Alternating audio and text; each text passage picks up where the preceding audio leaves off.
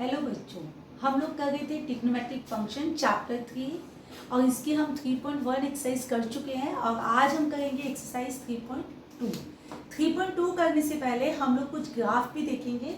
सबसे पहले हम बात करेंगे साइन एक्स की ग्राफ की, और साइन एक्स के लिए हम जो ग्राफ बनाएंगे तो ये हो गया हमारा एक्स एक्सिस और यहाँ पर हमने बनाया वाई एक्सिस। तो ये जो पॉइंट होगा वो आपका 0 होगा। यहाँ पर आपके पास है π/2 पाई 3π/2, यहाँ पे पॉजिटिव है, यहाँ पे नेगेटिव वाला लीजिए minus pi minus π/2 minus pi minus 3π/2। अब आपका जो ग्राफ होगा ये देखिए, आपका ग्राफ है इस तरह से।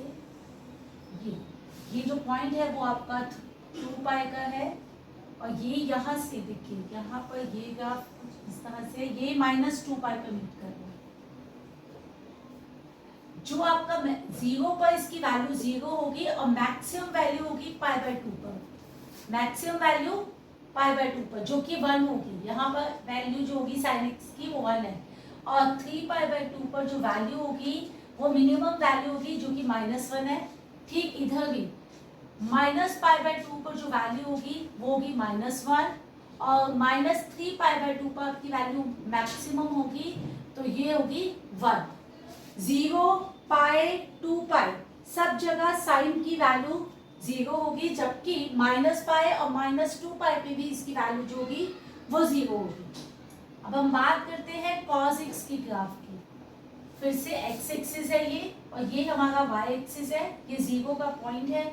यहाँ पर है आपका π/2 पाई 3π/2 2 पाई, ये हो गया -π/2 माइनस पाई माइनस 3π/2 -2 पाई। तो यहाँ से जो आप ग्राफ प्लॉटिंग 0 पर वैल्यू मैक्सिमम है तो देखिए यहाँ पर जो वैल्यू है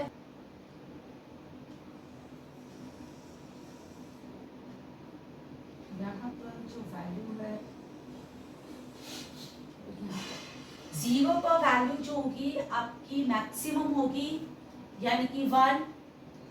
π/2 पर आपकी वैल्यू होगी 0, जबकि पाई पर आपकी जो वैल्यू होगी वो होगी -1 और यहाँ पर 2 पाई पर आपकी वैल्यू फिर से 1 हो जाएगी मैक्सिमम वैल्यू। -पाई पे आपकी वैल्यू होगी -1 और -2 पाई पर आपकी वैल्यू मैक्सिमम होगी यानी कि 1 होगी। यहाँ पर के लिए ये हो गया एक्स एक्सिस, ये वाई एक्सिस, ये आपका 0 का पॉइंट है।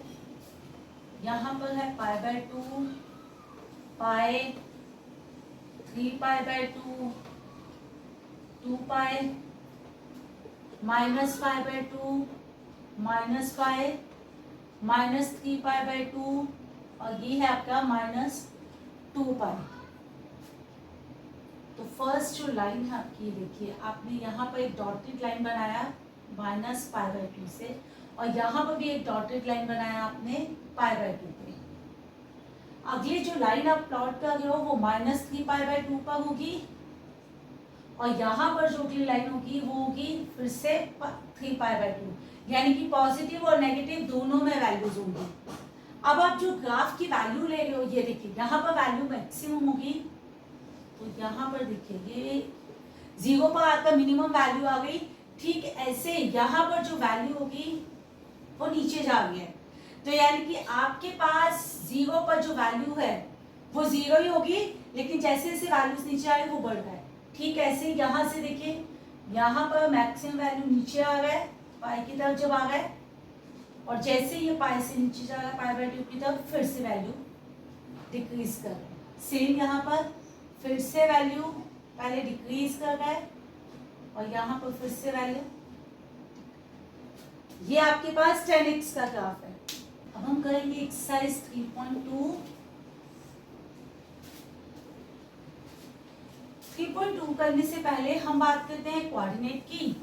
ये है आपका फर्स्ट क्वाड्रेंट, ये है सेकंड क्वाड्रेंट, थर्ड क्वाड्रेंट और ये होगा फोर्थ क्वाड्रेंट। फर्स्ट में आपके पास जो वैल्यूज होती हैं वो होती हैं 0 to 90 डिग्री। सेकेंड क्वाड्रेंट में आपके पास वैल्यू होती है 90 से 180। थर्ड क्वाड्रेंट की बात करें तो 180 से 270 और फोर्थ क्वाड्रेंट में आपके पास वैल्यू होती है 270 से 360।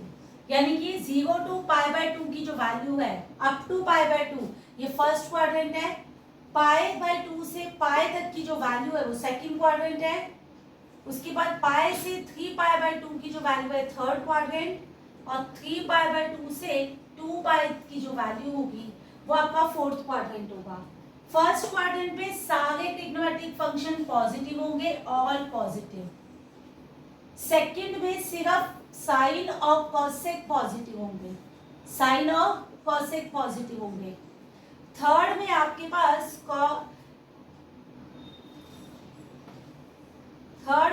पास tan और cot पॉजिटिव होंगे और फोर्थ में आपके पास cos और sec पॉजिटिव होंगे।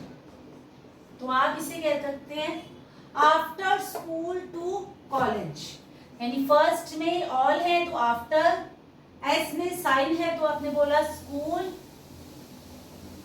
tan में t था तो टू, cos में c था तो कॉलेज, तो आफ्टर स्कूल टू। अभी जब आप स्टार्ट करोगे तो ये देखिए cos जो हमने पढ़ा था वो हमने पढ़ा था b/h, जब हम 10th क्लास में पढ़ रहे थे तो उसके हिसाब से cos की वैल्यू थी b/h। पाइथागोरस का यूज करिए तो ये हो जाएगा p का स्क्वायर प्लस b का स्क्वायर, p की वैल्यू आपको निकालनी है, h होगा 2 का स्क्वायर और b होगा 1 का स्क्वायर। साइन कंसीडर नहीं करना है आपको, तो ये हो गया 4 = p का स्क्वायर प्लस 1, ये माइनस हो गया साइड चेंज करके और p की वैल्यू p स्क्वायर हो गया 3 और p की वैल्यू आ गई √3 आपके पास, p हो गया √3। अब यहाँ से बाकी सब वैल्यूज निकालिए, साइन x की वैल्यू हो गई p/h, तो p था √3 और h था 2। उसके बाद cos आपके पास है, आपने निकाला tan होगा आपके पास p/b, p है √3 और b था आपके पास 1, cosec x h/p, h था 2, p था √3, sec x होगा आपके पास h/b, तो 2/1 और लास्ट है cot x, cot होगा आपके पास b/p यानी कि 1/√3। अब यहाँ पर आपके पास था x2 है वो थर्ड क्वाड्रेंट में है और थर्ड क्वाड्रेंट में सिर्फ tan और cot पॉजिटिव होते हैं, tan और cot को छोड़कर, मतलब tan और cot को छोड़कर बाकी सारे नेगेटिव, तो आप बाकी सब में नेगेटिव का साइन लगा दीजिए, ये भी नेगेटिव था, cosec नेगेटिव और sec भी नेगेटिव हो जाएगा आपका। sec x की वैल्यू है 13/5 और x लाइज इन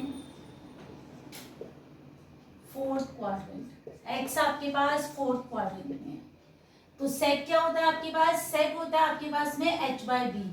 पाइथागोरस का यूज कीजिए तो h का स्क्वायर = p का स्क्वायर प्लस b का स्क्वायर, तो h हो गया 13 का स्क्वायर, p हो गया आपके पास फाइंड करना है और b हो गया आपके पास 5, तो 169 हो गया 13 का स्क्वायर और 5 का हो गया 25, साइन चेंज कर दीजिए माइनस और ये हो गया 144।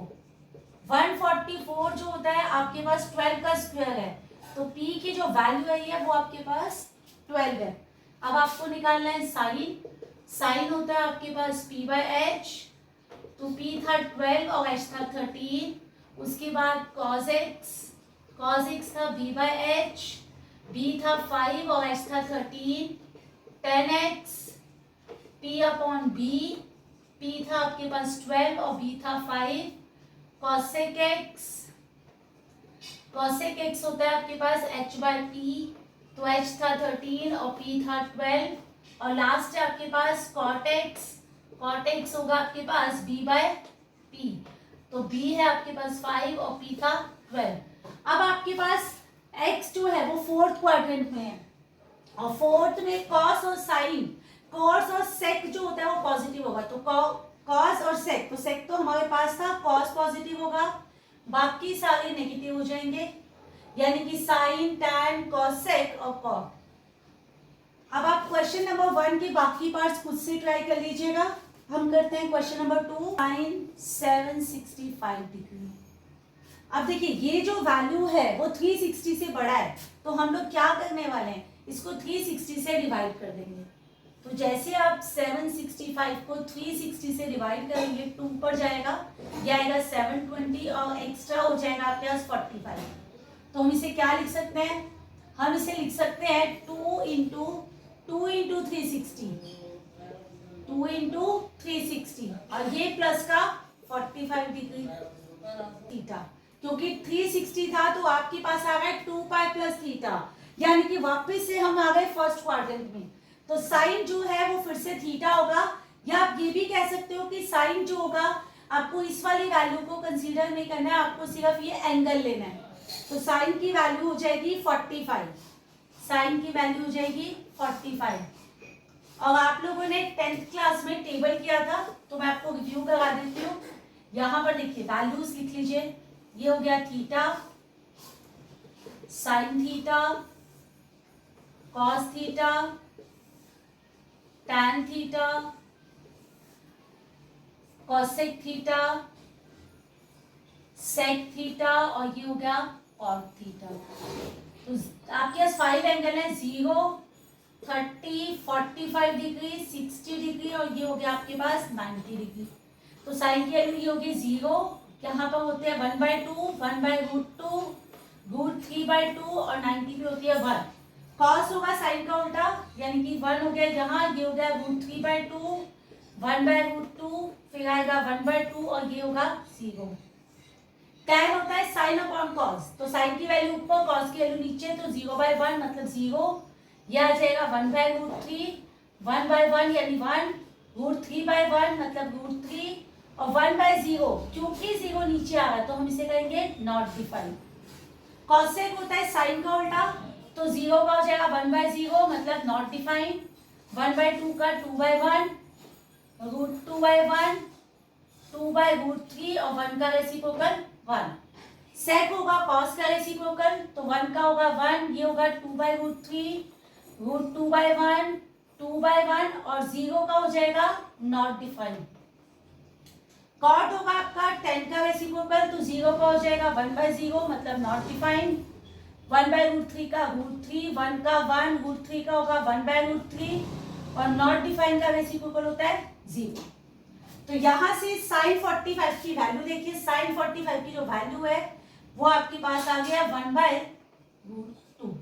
नेक्स्ट है आपके पास cosec -14 tan डिग्री।